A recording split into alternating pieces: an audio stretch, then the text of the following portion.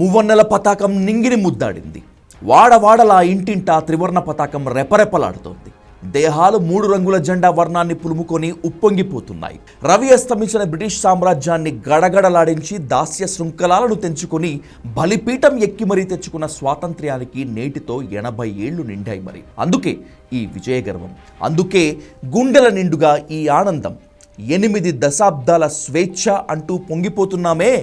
సరే, స్వాతంత్రం వచ్చి ఇన్నేళ్లైనా మన దేశంలో అభివృద్ధి ఫలాలు అందరికీ అందుతున్నాయా? ఈ జనారణ్యంలో చిట్ట చివరి వ్యక్తికి ప్రభుత్వ పథకాలు, నిధులు అందుకోగలుగుతున్నాడా? ఇదే చిదంబర రహస్యం కదూ. రహస్యం కదా అని ఊరుకుందామా, ఎలుగెత్తి చాటుదామా? అవును, ఇప్పుడు ఈ దేశంలో నిరుపేదల బతుకు చిత్రాన్ని ఆవిష్కరించాల్సిందే.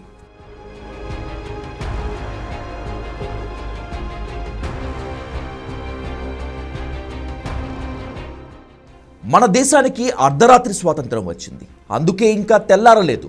ఇది చాలా మంది సరదాగా వేసే సెటైర్. 8 దశాబ్దాల స్వాతంత్రం మనలో ఎలాంటి మార్పు తీసుకొచ్చింది? బలిదానాలతో, ప్రాణత్యాగాలతో తెచ్చుకున్న స్వేచ్ఛా స్వాతంత్రాలు ఇప్పుడు నవ్వుల పాలవుతున్నాయా? నైతిక విలువలు మంటగలిసిపోతున్నాయా?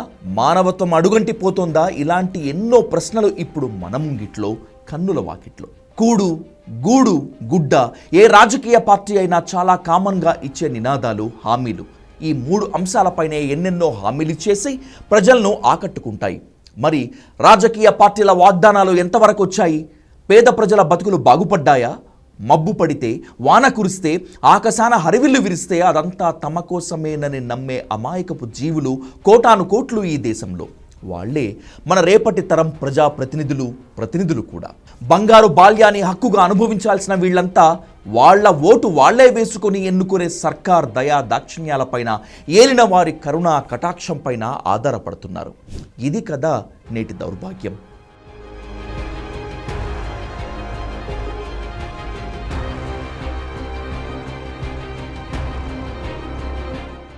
ఎన్నో పథకాలు, మరెన్నో రాయితీలు. మన భారత ప్రభుత్వ పాలన సాగుతున్న తీరిది. సమాజంలో అట్టడుగునున్న వాడికి ఊతమిచ్చి పైకి లేపటానికి ఉద్దేశించినవే పథకాలు.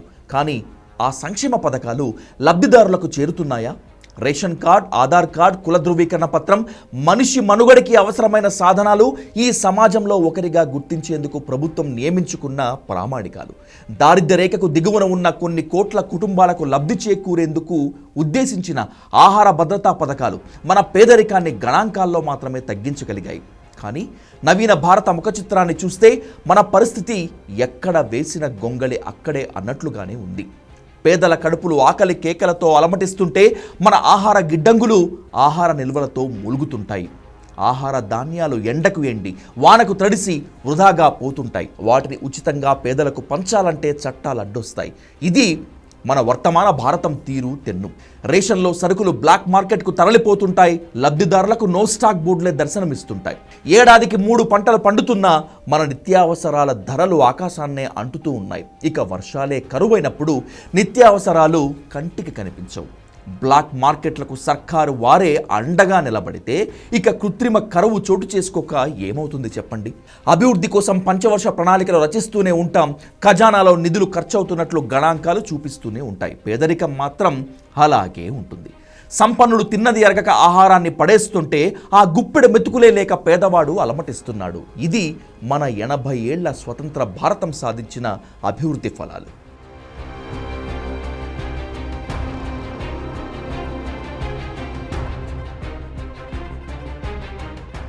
ఒకప్పుడు తెల్లదొరల దాష్టికాన్ని భరించలేక ఎలుగెత్తి పోరాడాం. శాంతి, సహనం, సమభావంతో స్వేచ్ఛను సాధించుకున్నాం. కానీ ఇప్పుడు మనిషియే భరించలేని అరాచకత్వం, ఆస్తి తగాదాలు, ఆకృత్యాలు, లైంగిక దాడులు, లెక్కలేని హత్యలు, ఇలా మన క్రైమ్ రేట్ ఆకాశాన్ని అంటుతోంది.